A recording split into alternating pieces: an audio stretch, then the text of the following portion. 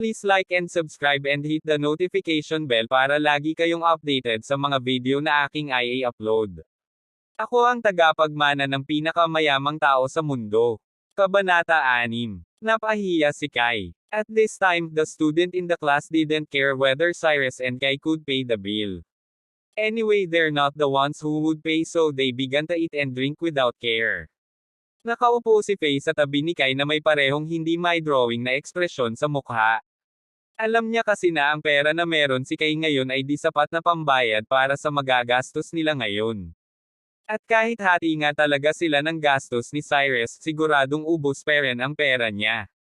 Is it really worth spending all your money for reputation? Thinking of this, Faye seemed to scorn Cyrus even more.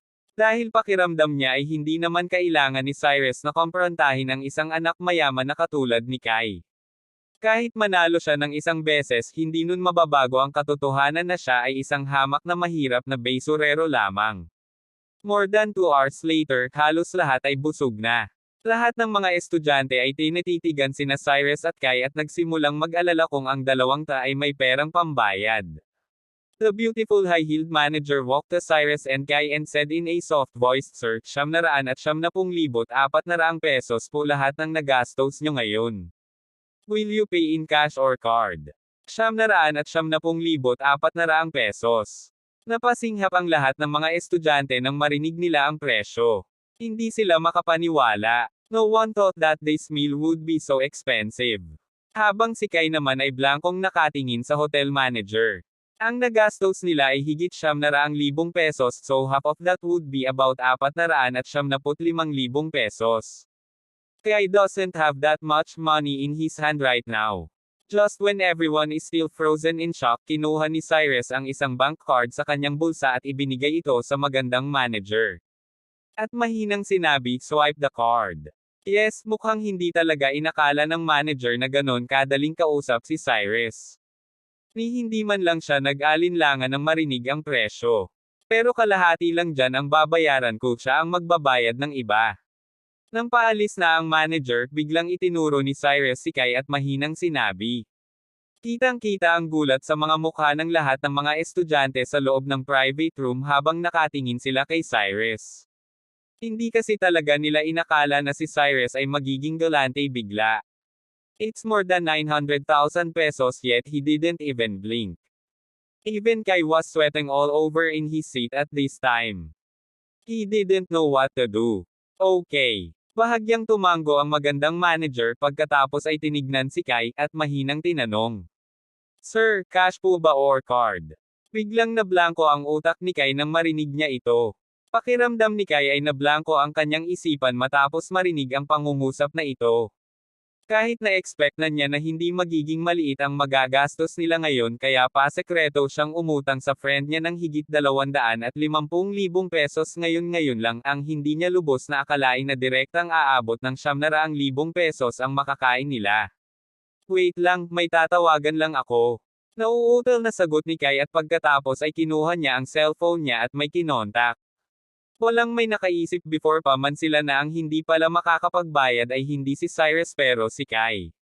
Alam ng magandang manager na mangungutang ng pera si Kai kaya hindi na siya umimik. Tumalikod na lang siya at lumabas papunta sa front desk. Pagkalipas ng ilang minuto, bumalik ang manager. Ibinalik ang bank card kay Cyrus at mayanhing sinabi, "Sir, nabayaran na po ang part nyo." "Alright." Cyrus nodded gently and then directly walked out of the private room. As for kung makapagbayad nga talaga si Kai, or kung anong mangyayari if ever na hindi. Hindi na problema yun ni Cyrus. When Liam, Ryan and Ann saw Cyrus leave, they also quickly came out of the room. "Cyrus, sandali." Malakas na sigaw ni Liam pagkalabas nila. Nilainggan ni Cyrus si Liam at nakangiting nagtanong. "Oh pre, bakit? Tol, saan ka nakakuha ng pera? Dahil ba sa nakipag-break sa'yo si Faye kaya may ginawa kang, illegal?" Nakakunot noo at naguguluhang tanong ni Liam.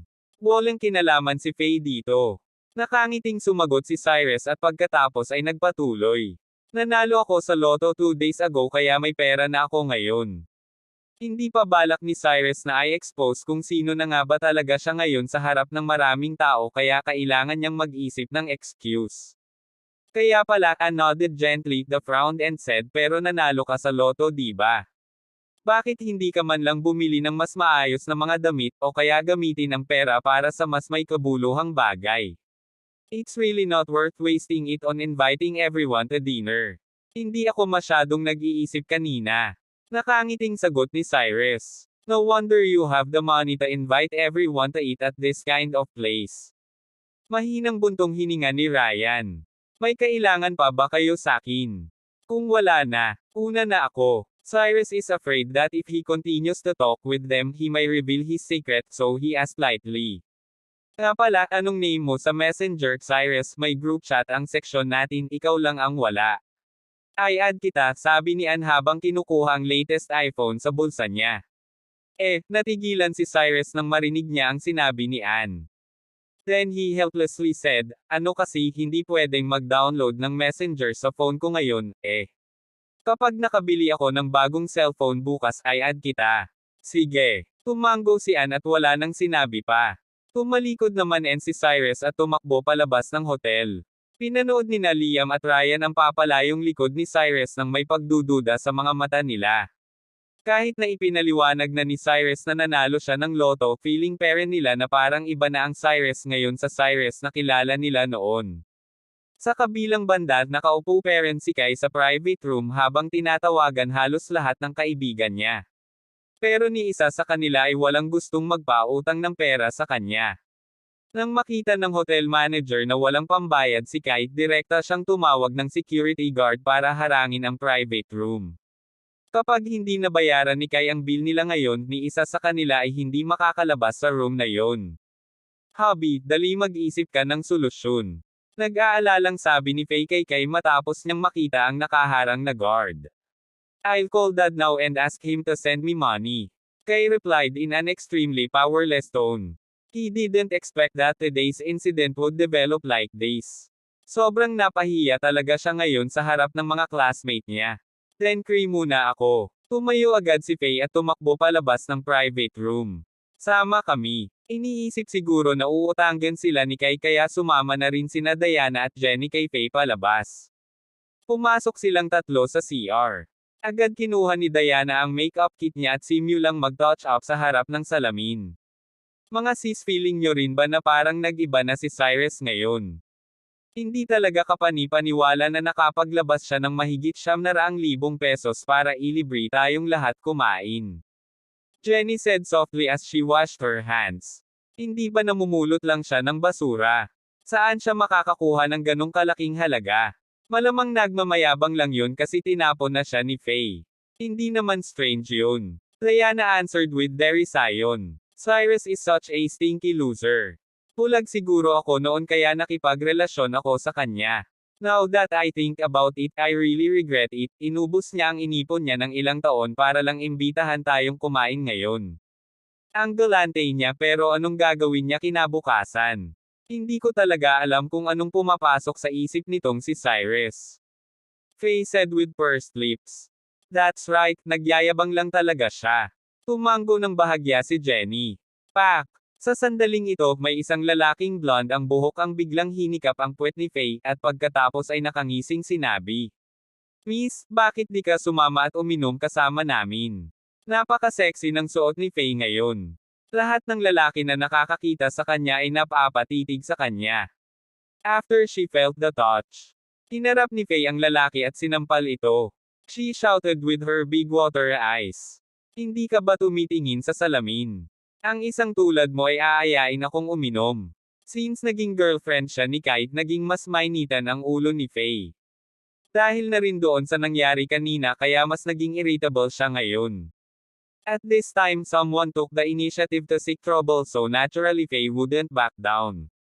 Saglit na natigilan ang lalaki matapos siyang sampelan ni Faye. At pagkatapos ay nagngingit-ngit sa galit na sumigaw. B********H how dare you hit me? Before the young man could say anything, he suddenly screamed and then covered his crotch as he squatted down slowly. Faye just took advantage of the young man's inattention. Raised her high-heeled covered foot and kicked him where it hurt the most. Sa susunod piliin mo kung sino ang pwede mong manyakan. Hindi lahat ng tao kaya mo ng pagsamantalahan. Faye exclaimed stoically and then directly walked out of the restroom. Loser. Ang lakas pa talaga ng loob mo na ganunin si Faye ah. Pareho lang kayong nakakadiri nung Cyrus na yon. Nandidiring tinignan ni Diana ang lalaki bago lumabas na din ng banyo. Tandi ng mga babaeng to, mamaya kayo sakin. Galit na sigaw ng blonde na lalaki habang nakasquat parent sa sahig at iniinda ang sakit.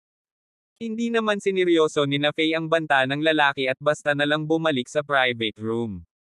After entering the room, nakita ni Faye na kausap na ni Kai ang daddy niya. Medyo rinig mula sa cellphone speaker ang mga bulyo ng tatay ni Kai. Kaya tahimik ang lahat ng nasa loob. Lahat sila ay nakayuko at hindi makapagsalita. Alam ni Faye na nasa bad mood ngayon si Kai kaya di na niya sinabi na may nagmanyok sa kanya sa banyo. Makalipas ang halos kalahating oras dumating ang papa ni Kai sa hotel. Nang makita ni Kai ang kanyang papa tumayo siya at sinabi, "Dad, you finally arrived." Pak! Ang middle-aged na lalaki ay agad na lumapit kay Kai at sinampal siya sa pisngi. Nanlalaki ang mga mata nitong pinagalitan si Kai. Tarantado ka. Sino ka ba sa tingin mo? Gumastos ka ng halos kalahating milyon sa isang kainan lang. Hintayin mong makauwi tayo, tignan natin kung anong gagawin ko sa'yo. Walang magawa ang mga kaklase ni Kai kundi tignan na lang siya. After all sa tagal nilang magkakilala, ngayon lang nila nakitang sobrang napahiya si Kai. At si Kai na sinampal ng kanyang ama sa harap ng buong klase ay natural na halos lumubog na sa lupa dahil sa matinding kahihiyan. Sinisisi niya lahat ng mga to kay Cyrus. If it's not for him, mapapahiya ba ng ganito si Kai ngayon?